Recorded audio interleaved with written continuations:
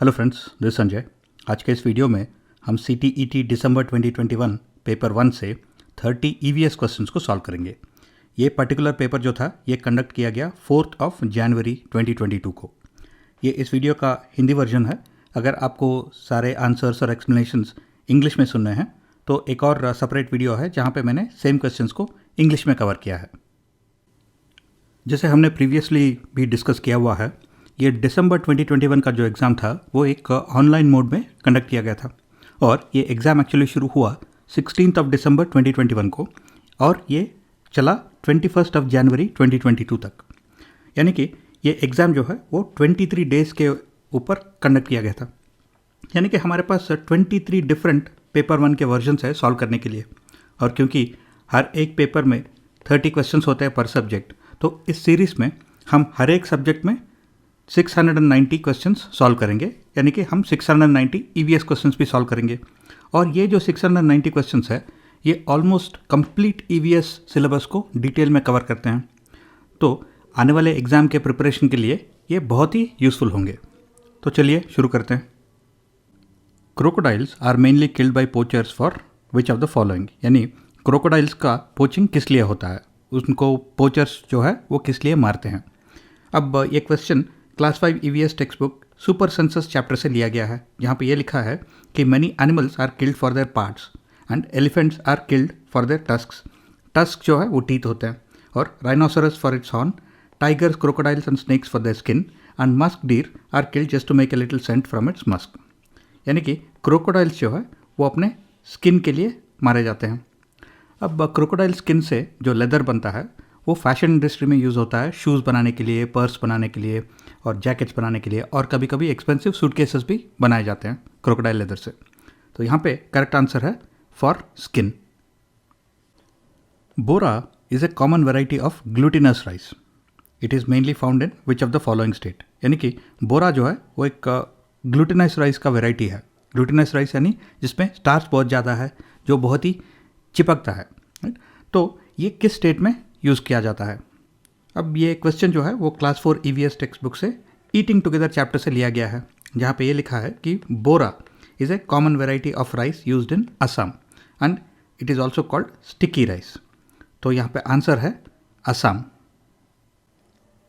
In winters grandmothers often use a solution of the following to protect skin from dryness. इस question में actually थोड़ा mistake है question paper में, वहाँ पे किन फॉर्म ड्राइनेस लिखा हुआ है, लेकिन एक्चुअली वो स्किन फ्रॉम ड्राइनेस होना चाहिए। अब इस क्वेश्चन में ये पूछा जा रहा है कि एक दादी का नुस्खा होता है, ग्रैंड मदर का जो रेमेडी होता है, राइट, वो इसमें से कौन सा है जिसे यूज़ किया जाता है विंटर में स्किन को प्रोटेक्ट करने के लिए, ताकि स्किन ड्राई ना हो और क्रैक ना हो, राइट। तो ये क्वेश्चन जो है ये लिया गया है class 4 EVS A valley of flowers chapter से, जहाँ पे ये लिखा है कि ग्रानीस रेसिपीज़ जो है वो mix equal part of rose water, glycerine and add a few drops of lemon juice. और इस मिक्सचर को स्किन पे यूज़ किया जाता है ताकि स्किन क्रैक ना हो या फिर ड्राई ना हो विंटर में। यानी कि यहाँ पे जो आंसर है वो rose water, glycerine and lemon juice है। A bird that makes a nest hanging from the branch of a small tree और a shrub is which of the following. यानी कि वो कौन सा ऐसा बर्ड है जो अपने नेस्ट को एक छोटे ब्रांच ऑफ ए ट्री या फिर शरब पे बनाता है और वो उस ब्रांच से लटका हुआ रहता है। It is a hanging nest, right. तो ये क्वेश्चन जो है ये लिया गया है क्लास 4 EVS टेक्स्ट बुक ए बिजी मंथ चैप्टर से, जहाँ पे लिखा है कि ए सन बर्ड जो ऐसा दिखता है। A sunbird makes a nest that hangs from the branch of a small tree और ए बुश। बुश यानी श्रब। तो सन बर्ड जो है वो अपना नेस्ट ऐसा बनाता है एक छोटे ब्रांच पे या फिर श्रब पे, और वो एक्चुअली हैंगिंग रहता है उससे। तो यहाँ पे करेक्ट आंसर है sunbird. PNR on A train ticket shows which of the following. यानी कि जो ट्रेन टिकट पे PNR नंबर होता है उसका एक्सपेंशन क्या है, वो क्या एक्चुअली रेफर करता है। अब अगर हम इंडियन रेलवेज़ के ऑफिशियल वेबसाइट पे जाते हैं तो वहाँ पे भी यही लिखा है कि PNR जो होता है वो पैसेंजर नेम रिकॉर्ड होता है। लेकिन इस एग्ज़ाम के ऑफिशियल की देखे तो द करेक्ट आंसर जो है वो पैसेंजर नंबर रिकॉर्ड बताया गया है। यानी कि इस क्वेश्चन को एक्चुअली चैलेंज करना चाहिए था, लेकिन किसी ने शायद चैलेंज नहीं किया। तो की पे जाए तो आंसर जो है ये है लेकिन अगर इंडियन रेलवेज के जो ऑफिशियल वेबसाइट है वहाँ पे रेफर करते हैं तो आंसर ये होना चाहिए, passenger name record. In Malayalam mothers elder sister is called as what, यानी जो माँ की बड़ी बहन होती है तो उसे मलयालम में क्या बुलाया जाता है। ये क्वेश्चन जो है लिया गया है class 4 EVS text book chapter from the window से, जहाँ पे लिखा गया है कि mother's elder sister is called Valliamma. तो यहाँ पे आंसर वल्लियम्मा होना चाहिए। Which one of the following places is in Kerala, यानी कि इनमें से कौन सा प्लेस जो है वो केरला में है। अब ये क्वेश्चन को class 4 EVS text book Omana's journey chapter से लिया गया है, जहाँ पे हमें ये बताया जाता है कि वलसाड जो है वो गुजरात में है और उडुपी एंड मलखेड़ा जो है वो एक्चुअली कर्नाटका में है और कोयिकोड जो है वो एक्चुअली केरला में है। तो आंसर यहाँ पे कोयिकोड है।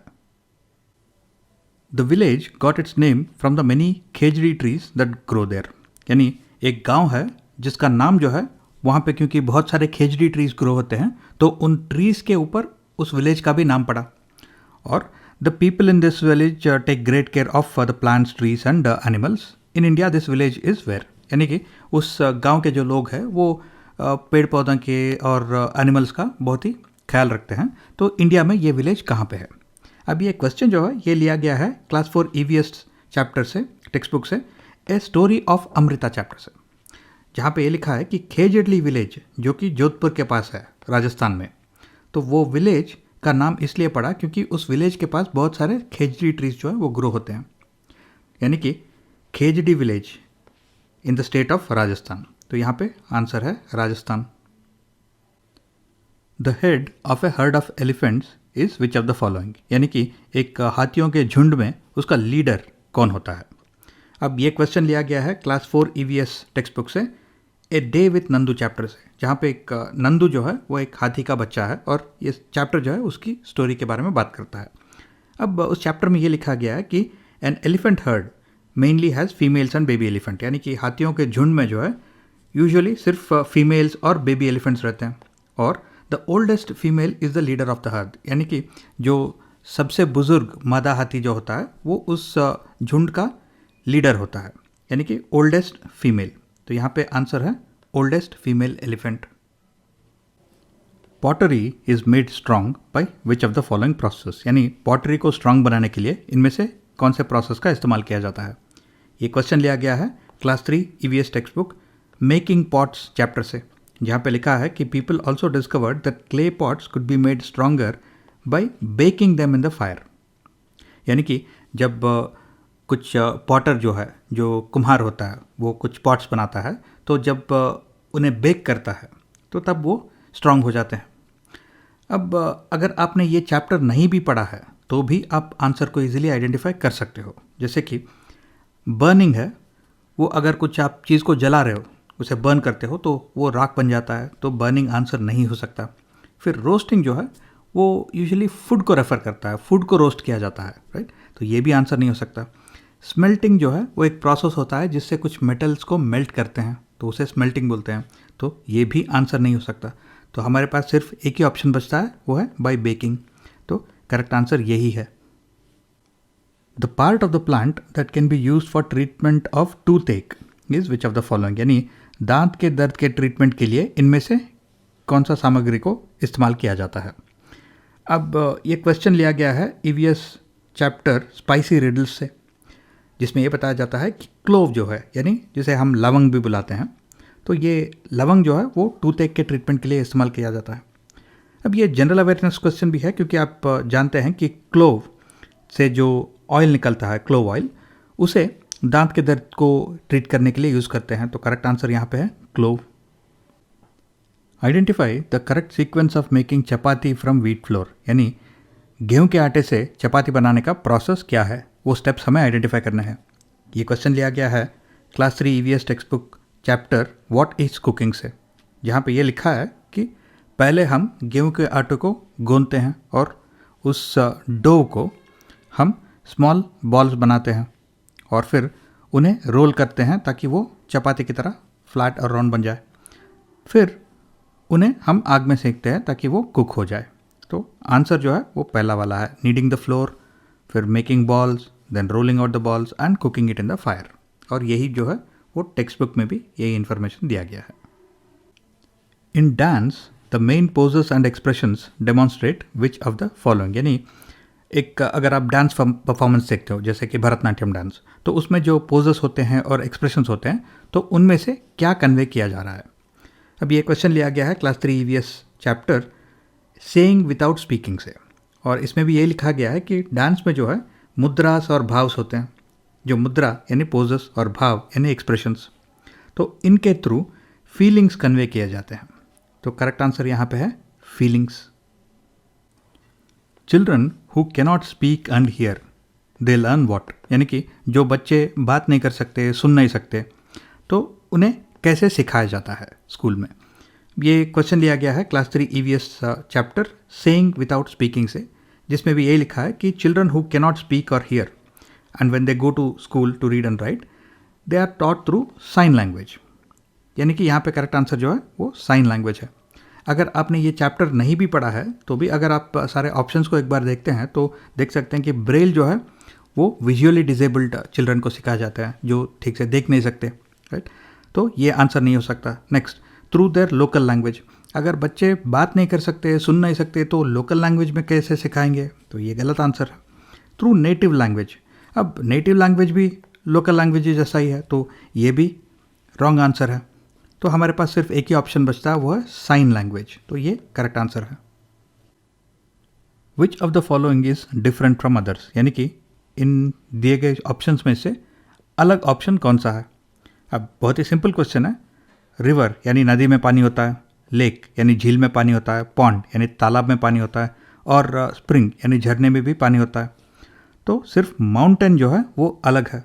तो यहाँ पे करेक्ट आंसर है mountain. Which of the following indicates the child centred nature of EVS eight primary level. यानी कि EVS जो है चाइल्ड सेंटर्ड होता है, और इनमें से कौन से स्टेटमेंट्स जो है वो EVS के बारे में करेक्ट है. अब इस क्वेश्चन को आंसर करने के लिए हम NCERT का जो क्लास 3 टेक्स्ट बुक है उसमें 4 वर्ड का रेफर कर सकते हैं. यानी कि उसमें लिखा है कि NCF recommends that the child's life should be linked to the life outside the school. यानी कि स्टेटमेंट ए जो है वो करेक्ट है. फिर आगे जाके वही पैराग्राफ बोलता है कि there is an attempt to discourage rote learning. तो बी भी करेक्ट है. फिर बोलता है कि from departure from the legacy of bookish learning. तो स्टेटमेंट सी भी करेक्ट है. और स्टेटमेंट डी के बारे में बोलता है कि वो एक्चुअली डिस्करेज कर रहा है sharp boundaries between different subject areas. यानी कि जो स्टेटमेंट डी है वो इनकरेक्ट है. यानी कि सिर्फ ए, बी और सी जो है वो करेक्ट स्टेटमेंट है. यानी कि आंसर जो है वो ए, बी एंड सी है. Which of the following can be the objective of environmental studies at a primary level. यानी कि हमें जो 4 स्टेटमेंट्स दिए गए हैं हमें आइडेंटिफाई करना है कि इनमें से एनवायरमेंटल स्टडीज़ के ऑब्जेक्टिव्स कौन कौन से हैं. अब अगर चारों स्टेटमेंट्स को एक बार पढ़ते हैं तो लास्ट वाला स्टेटमेंट है जो treating the prescribe text book as the sole basis of resources for learning. यानी सिर्फ टेक्स्ट बुक जो होता है वो सोर्स ऑफ नॉलेज होता है इन EVS.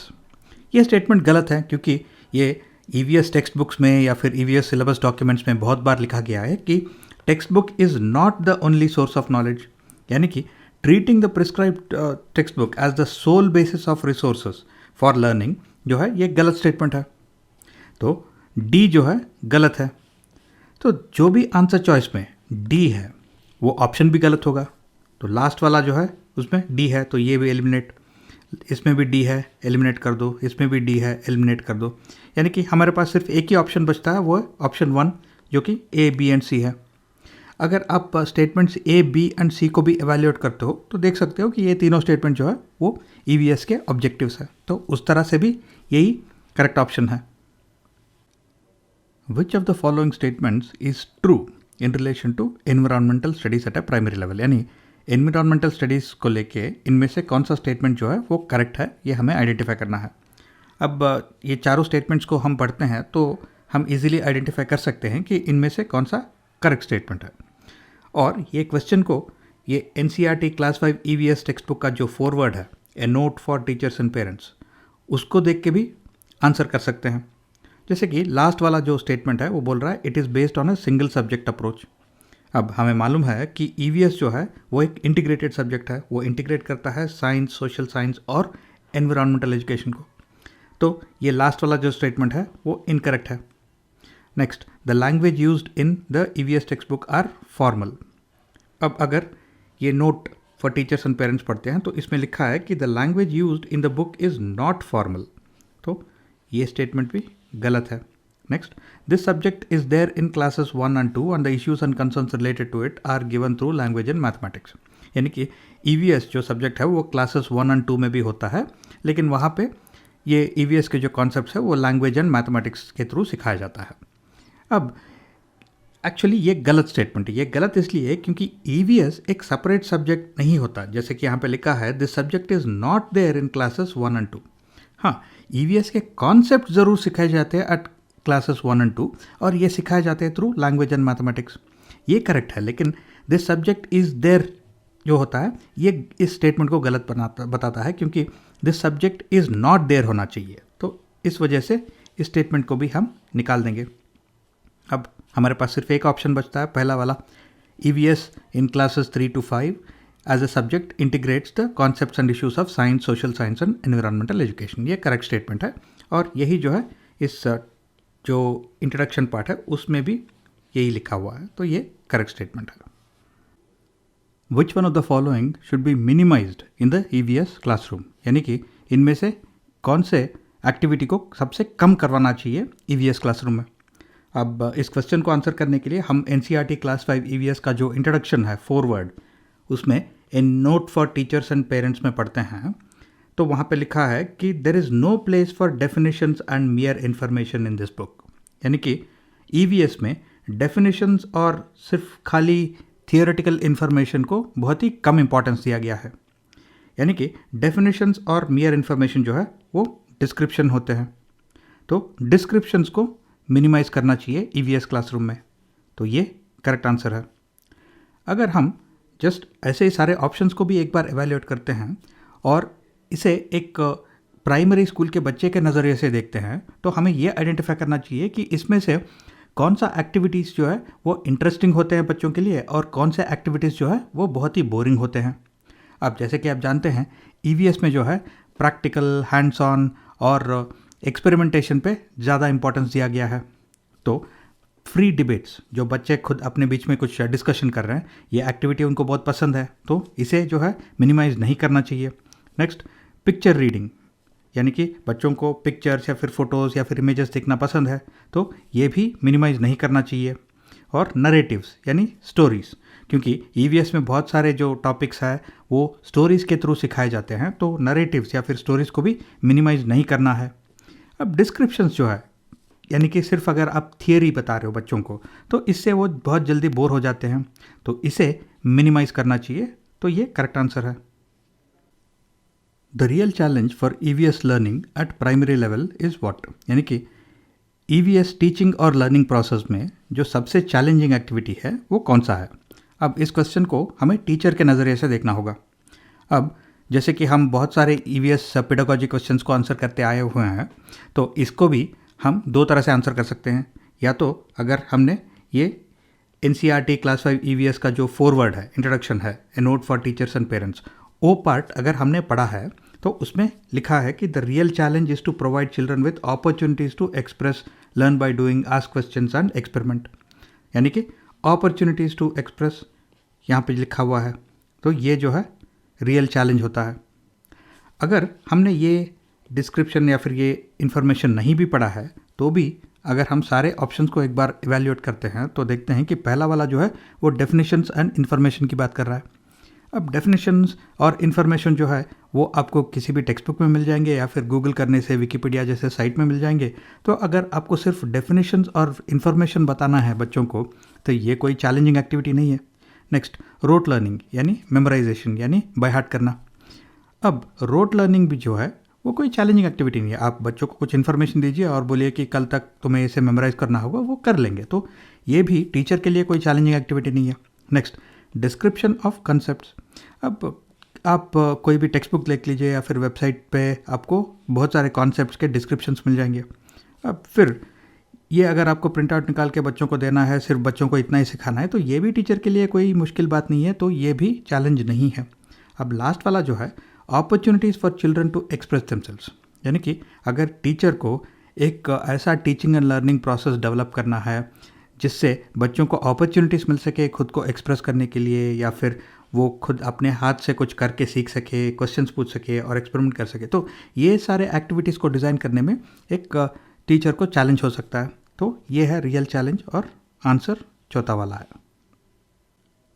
Which of the following themes consist of sub themes in the syllabus of EVS at a primary level, यानी कि EVS के जो थीम्स है उनमें से किस थीम में सब थीम्स है। अब ये बहुत ही इंपॉर्टेंट क्वेश्चन है, क्योंकि हर साल और हर CTET एग्जाम में एटलीस्ट एक तो क्वेश्चन आता है अबाउट थीम्स एंड सब थीम्स ऑफ EVS। जैसे हमने देखा है EVS में 6 थीम्स होते हैं, 6 थीम होते हैं, family and friends, food, water, shelter, travel and things we make and do. अब वो पहला वाला जो थीम है फैमिली एंड फ्रेंड्स, उसमें 4 सब थीम है, relationships, work and play, animals and plants. यहाँ पे हमें पूछा जा रहा है कि इनमें से कौन से थीम के नीचे सब थीम्स है। तो यहाँ पे फैमिली एंड फ्रेंड्स के नीचे सब थीम है, सो आंसर है family and friends. Authentic and meaningful learning of EVS can be given through which of the following, यानी EVS सिखाने के लिए जो ऑथेंटिक और मीनिंगफुल रिसोर्सेस होते हैं, तो इनमें से कौन से हैं ये हमें आइडेंटिफाई करना है। अब इस क्वेश्चन को 2 तरह से आंसर कर सकते हैं, या तो हम गलत ऑप्शन को आइडेंटिफाई करके जो भी आंसर चॉइसेस में वो गलत ऑप्शन है उसको हम एलिमिनेट कर देंगे, तो हमें ऑटोमेटिकली आंसर मिल जाएगा। नहीं तो अगर सारे हम करेक्ट ऑप्शंस को चूज़ करते हैं, तो जिस आंसर चॉइस में सारे करेक्ट ऑप्शंस है अगर वो सेलेक्ट करेंगे तो भी करेक्ट आंसर मिल जाएगा। जैसे कि अगर हम NCERT क्लास 5 EVS में जो a note for teachers and parents वो सेक्शन पढ़ते हैं, तो उसमें लिखा है कि answer should not be assessed in terms of only right और रॉन्ग। अब लास्ट वाला जो आप स्टेटमेंट है इसमें वो बोल रहा है कि assessment of answer given by students as right और रॉन्ग। तो यहाँ पे क्लियरली लिखा हुआ है कि ये नहीं करना चाहिए, यानी कि D जो है वो एलिमिनेट करना है।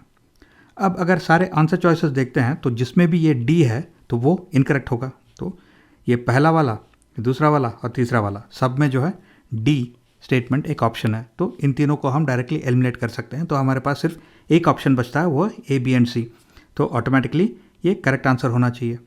अब अगर हम इन ऑप्शंस को एक प्राइमरी स्कूल के बच्चे के नज़रिए से देखते हैं तो देख सकते हैं कि नरेटिव्स यानी स्टोरीज, नरेटिव्स जो है बहुत ही इंपॉर्टेंट होते हैं EVS सिखाने के लिए, तो ये हम एलिमिनेट नहीं कर सकते, इसे रिटेन करना होगा। नेक्स्ट, रियल डायलॉग्स, यानी बच्चा जो स्कूल में सीख रहा है अगर उसे हम लिंक करते हैं जो उसके रियल लाइफ में हो रहा है, जो रियल ज़िंदगी में होता है, तो वो हो गया रियल डायलॉग्स, यानी कि ये भी एक बहुत ही authentic and meaningful way of teaching and learning EVS हो गया, तो ये करेक्ट है। नेक्स्ट, प्रोसेस ऑफ एक्सपेरिमेंटेशन, जैसे हम पढ़ते आ रहे हैं EVS में जो है एक्सपेरिमेंटेशंस के लिए बहुत सा इंपॉर्टेंस दिया गया है ताकि बच्चे हैंड्स ऑन सीख सके, तो प्रोसेस ऑफ एक्सपेरिमेंटेशन भी बहुत इंपॉर्टेंट है, यानी कि A, B और C जो है बहुत ही इंपॉर्टेंट होते हैं EVS सिखाने के लिए, तो A, B and C correct answer है। Issues of the theme travel can only be meaningful for the students if which of the following activities are conducted, यानी कि अगर हमें EVS का जो थीम है ट्रैवल उसके बारे में बच्चों को पढ़ाना है और बच्चों को सिखाना है, तो इनमें से कौन सा जो एक्टिविटी है वो सबसे मीनिंगफुल या यूज़फुल होगा, ये हमें आइडेंटिफाई करना है। अब सोच लीजिए हमें बच्चों को आगरा के बारे में बताना है, आगरा में ताजमहल के बारे में बताना है, तो अगर हम उनसे डिबेट करवाते हैं, तो अगर उन्हें मालूम ही नहीं है अभी कि ताजमहल क्या है और किसने बनाया, क्यों बनाया, तो उसके बारे में वो क्या डिबेट करेंगे, राइट। और ये तो हम प्राइमरी स्कूल के बच्चों की बात कर रहे हैं, तो बहुत ही छोटे बच्चे हैं, वो डिबेट करके ताजमहल के बारे में ज़्यादा क्या इन्फॉर्मेशन एक दूसरे को दे पाएंगे, नहीं। तो ये डिबेट जो है when it comes to travel ये बहुत ही यूजलेस एक्सरसाइज होगा, तो ये करेक्ट आंसर नहीं होना चाहिए। Next, audio visuals are shown to student, अगर बच्चों को आप ताजमहल के फ़ोटोज़ दिखाओगे, वीडियोज़ दिखाओगे, तो अगर वो कभी भी आगरा गए नहीं हैं फिर भी वो ताजमहल के बारे में बहुत कुछ सीख सकते हैं। और एनीवे ऑडियो विजुअल से पिक्चर्स और वीडियोस देखना तो बच्चों को बहुत पसंद है, तो वो इंटरेस्ट से देखेंगे, तो ये जो है ये बहुत ही यूज़फुल और मीनिंगफुल एक्टिविटी होगा अगर आप ट्रैवल के बारे में बात कर रहे हैं तो ये करेक्ट आंसर होना चाहिए।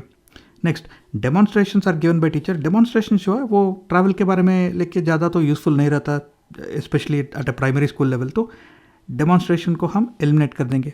Next, theme based worksheets are given to students. Now theme based worksheets जो है वो अगर पहले आप लेसन थोड़ा कंडक्ट करोगे, बच्चों को एक आइडिया आ जाना चाहिए कि आगरा क्या है, ताजमहल क्या है, उसके बाद ही तो आप वर्कशीट दोगे, तो इसे भी हम एलिमिनेट कर देंगे। यानी कि करेक्ट आंसर जो है वो ऑडियो विजुअल्स होना चाहिए था।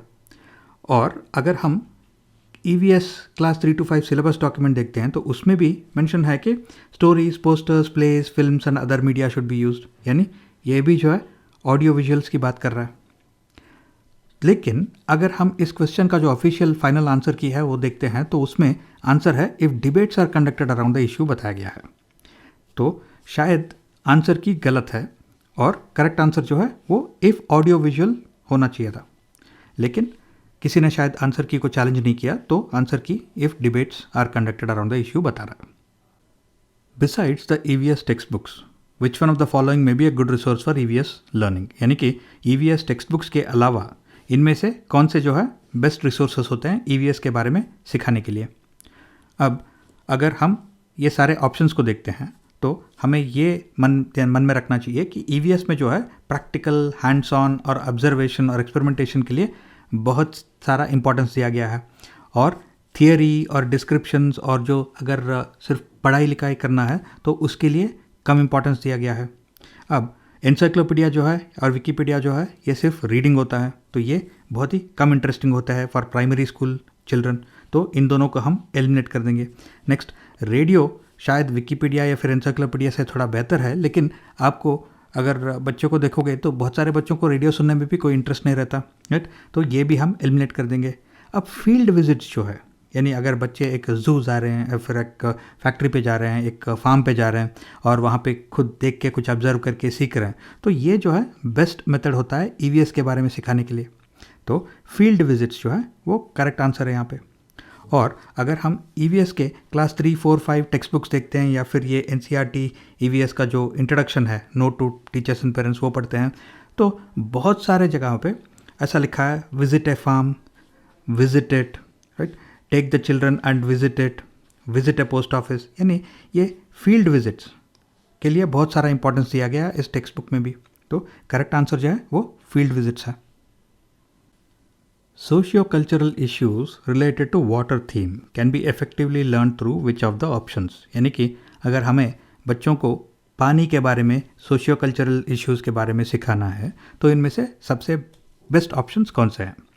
एक एग्जांपल ले लेते हैं, जैसे कि शहर में अगर आप किसी बच्चे को पूछते हो कि पानी कहाँ से आता है, तो बच्चा बोलता है कि वो नल से आता है, मैं नल खोलता हूँ पानी आ जाता है, राइट। क्यों? वहाँ पे म्यूनसिपल वाटर सप्लाई है या फिर बोरवेल से सप्लाई है या फिर टैंकर से सप्लाई है, राइट।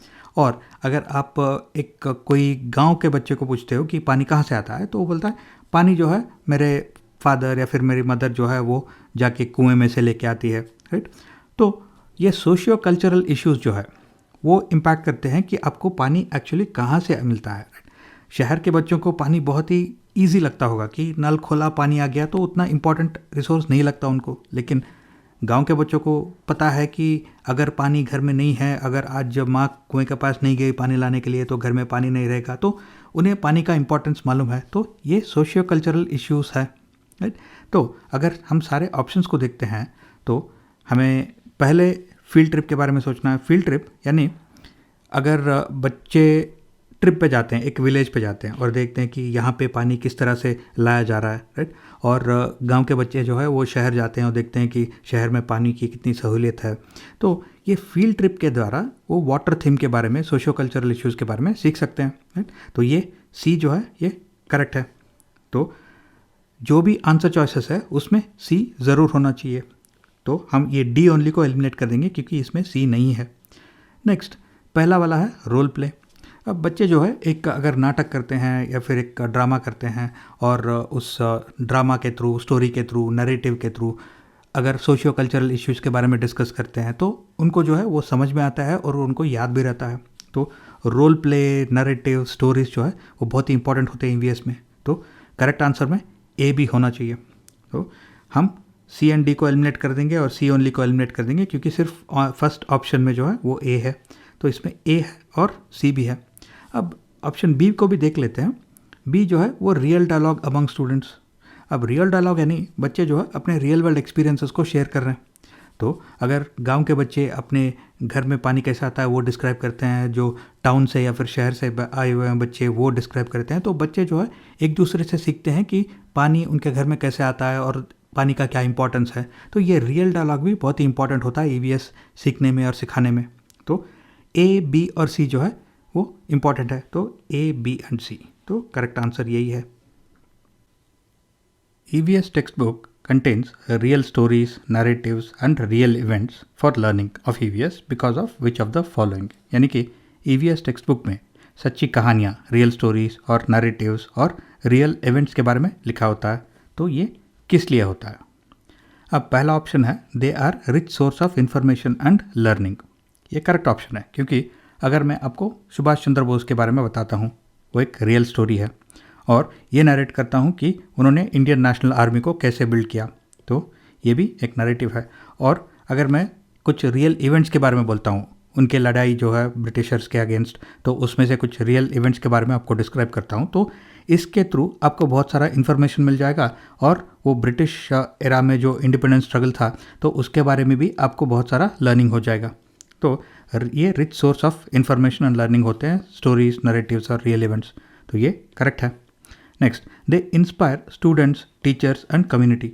अब अगर भगत सिंह के बारे में आप एक स्टोरी सुनते हो, राइट, तो उससे आपको इंस्पिरेशन मिलता है।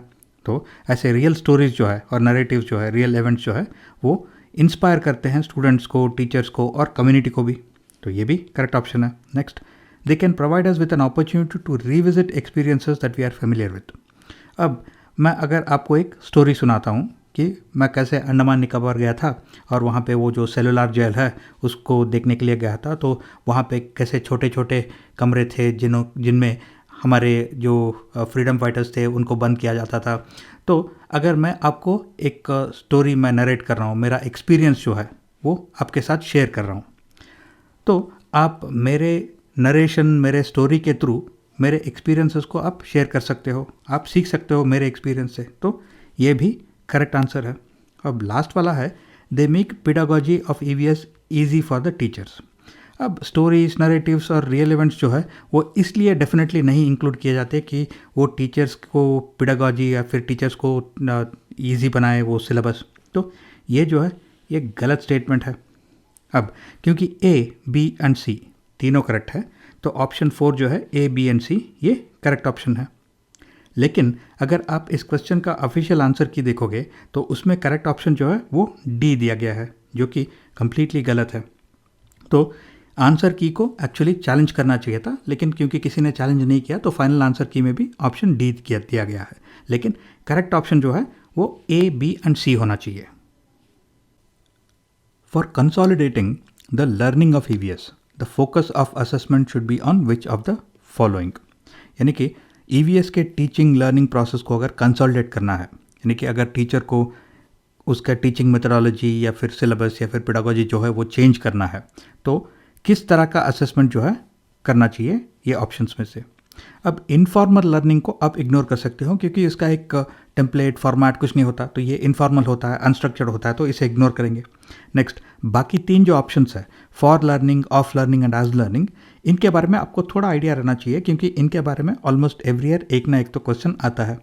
अब असेसमेंट फॉर लर्निंग जो है वो टीचर कंडक्ट करता है और ये कंडक्ट होता है during the teaching and learning process, यानी कि इससे टीचर को पता चलता है कि बच्चे क्या सीख रहे हैं, कितना सीख पा रहे हैं, क्या वो टीचिंग मेथोडोलॉजी जो है वो बहुत फास्ट है या फिर लेसन को स्लो करना है या फिर बच्चे बहुत इजीली ग्रास्प कर पा रहे हैं या तो कुछ एडिशनल मटेरियल सिखाना है। तो ऐसे असेसमेंट फॉर लर्निंग से टीचर जो है अपना टीचिंग मेथोडोलॉजी जो है वो चेंज कर सकता है, तो ये फॉर लर्निंग हो गया। अब नेक्स्ट, असेसमेंट ऑफ लर्निंग जो होता है वो या तो टीचर कंडक्ट करता है या तो स्कूल भी कंडक्ट कर सकता है, और ये होता है टीचिंग एंड लर्निंग प्रोसेस के कंप्लीट होने के बाद। यानी कि ये जो है जैसे कि मंथली टेस्ट होते हैं या फिर मिड टर्म्स होते हैं या फिर एनुअल टेस्ट होते हैं, तो इससे जो है सिर्फ आपको ये पता चलता है कि बच्चों ने कितना सीखा है, लेकिन टीचर को अपॉर्चुनिटी नहीं मिलता कि उस बैच के लिए फिर से पेडागोजी जो है वो चेंज करके टीचिंग पैटर्न रिवाइज करे, क्योंकि ये असेसमेंट ऑफ लर्निंग जो है वो टीचिंग कंप्लीट होने के बाद में हो रहा है, राइट। और लास्ट वाला है असेसमेंट एज लर्निंग। अब असेसमेंट एज लर्निंग जो है वो मोस्टली स्टूडेंट्स अपने आप करते हैं और ये क्लासरूम के ड्यूरिंग ये होता है और ये ड्यूरिंग द लेसन प्रोसेस ही होता है, राइट। बट यहाँ पे जो है एज लर्निंग मोस्टली स्टूडेंट्स ही उसको लीड करते हैं। तो यहाँ पे जो 3 ऑप्शंस है वहाँ पे असेसमेंट फॉर लर्निंग जो है वो बेस्ट ऑप्शन है। और same thing actually NCERT continuous and comprehensive evaluation guidelines में भी वही लिखा हुआ है कि assessment for learning which happens during rather than after the teaching and learning process. यहाँ पे करेक्ट आंसर है असेसमेंट फॉर लर्निंग।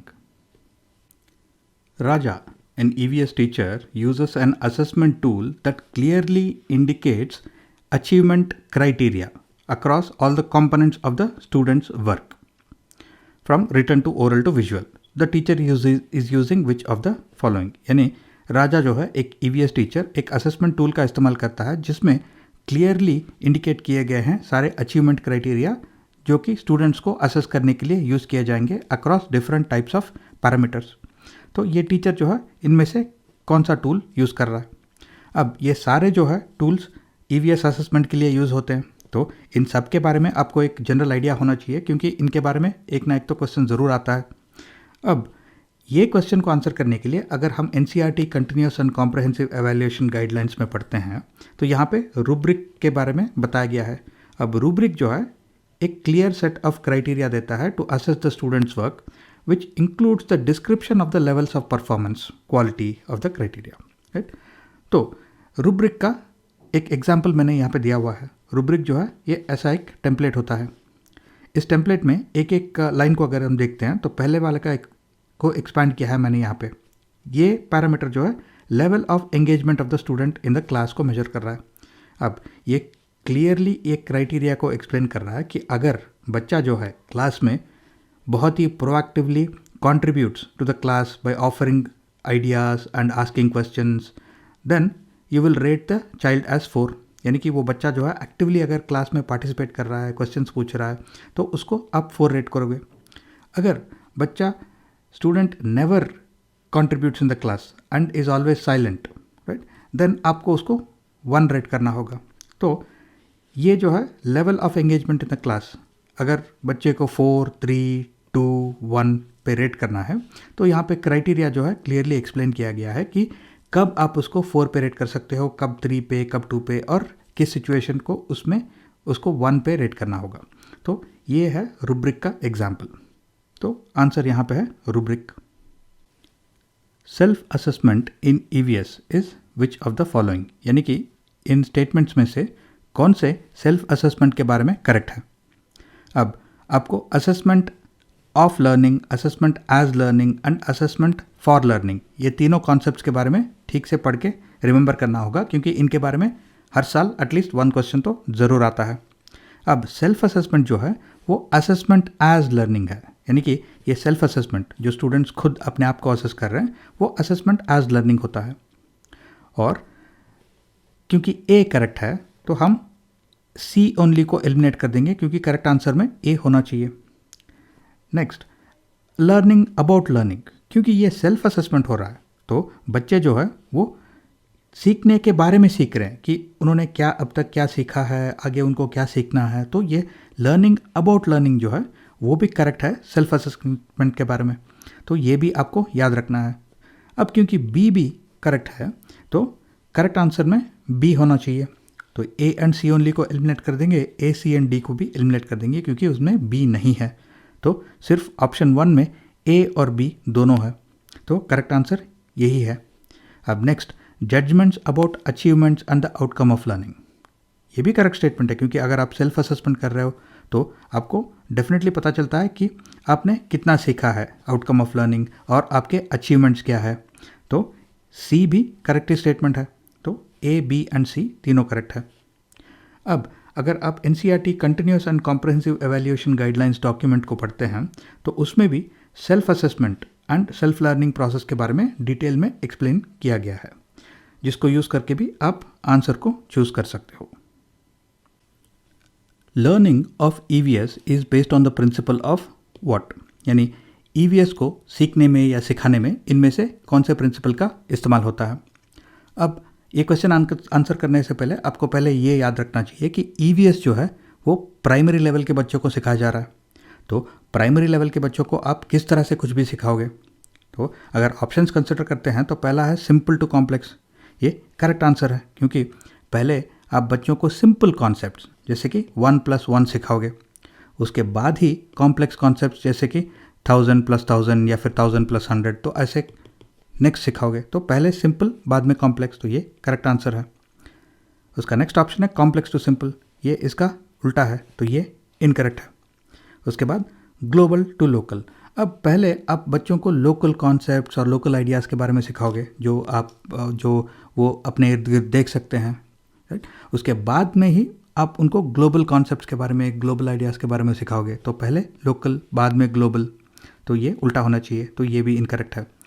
लास्ट वाला है एब्स्ट्रैक्ट टू कॉन्क्रीट, अब बच्चों को पहले कॉन्क्रीट टेक्निक से सिखाया जाता है, जैसे कि आप उनको एडिशन सिखा रहे हो तो आप एक्चुअली उनको 2 एप्पल दोगे, एक एक हाथ में एक एप्पल पकड़ने को बोलोगे और बोलोगे कि if you have 1 apple in each hand then how many apples do you have. तो वो इजीली देख सकते हैं कि अगर मैंने एक एक हाथ में एक एक एप्पल पकड़ा हुआ है तो मेरे पास 2 एप्पल है। तो ये कॉन्क्रीट एग्जाम्पल्स यूज़ कर रहे हो सिखाने के लिए। उसके बाद में आप एब्स्ट्रैक्ट एग्जाम्पल को यूज़ कर सकते हो, जैसे कि imagine you have 2 apples in one hand and 3 bananas in the other hand, how many fruits do you have। तो अब बच्चे के पास एक्चुअली उतने एप्पल्स एंड बनानास नहीं है, राइट। आप वो एक एब्स्ट्रैक्ट आइडिया के बारे में सोच रहा है, तो आप जो है पहले कॉन्क्रीट से शुरू करके उसके बाद में ही एब्स्ट्रैक्ट की तरफ जाते हो, तो ये भी इनकरेक्ट है क्योंकि ये उल्टा है, राइट। तो यहाँ पे करेक्ट आंसर है सिंपल टू कॉम्प्लेक्स। अब NCERT जो continuous and comprehensive evaluation guidelines document पढ़ते हो तो उसमें भी जो है कॉन्क्रीट टू एब्स्ट्रैक्ट और सिंपल टू कॉम्प्लेक्स के बारे में एक्सप्लेन किया गया है। तो यहाँ पे सिंपल टू कॉम्प्लेक्स जो है उस डॉक्यूमेंट में भी बताया गया है। और इसी के साथ हमने इस क्वेश्चन पेपर के जो 30 EVS क्वेश्चंस है वो हमने सॉल्व कर लिए हैं। अगर आपके कुछ क्वेश्चंस, कमेंट्स या फीडबैक है तो नीचे कमेंट्स में डाल दीजिएगा। इस वीडियो को एक लाइक दे दीजिए और हमारे चैनल को सब्सक्राइब कर लीजिए ताकि आने वाले वीडियोज़ को आप मिस ना करें। और अगर आपके दोस्त भी इसी एग्ज़ाम के लिए प्रिपेयर कर रहे हैं तो ये वीडियो उनके साथ भी शेयर कर लीजिए ताकि उनको भी मदद हो जाए और हमारे चैनल को भी थोड़ा बढ़त हो जाए। So that's about it for now. मैं फिर से मिलता हूँ आपसे अगले वीडियो में। Till then take care and stay safe.